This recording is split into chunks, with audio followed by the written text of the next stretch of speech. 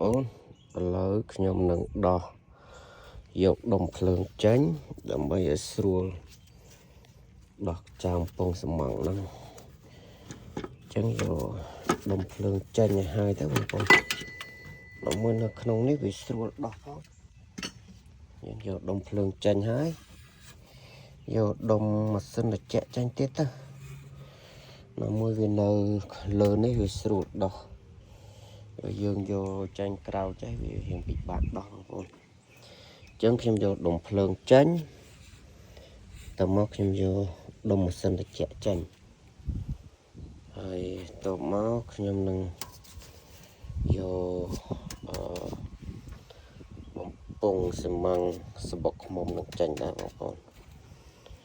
អញ្ចឹងមានអីបងប្អូនការរើគេហៅថាយកម៉ាស៊ីននេះចេញអត់ពិបាកប្រហែលទេបងប្អូន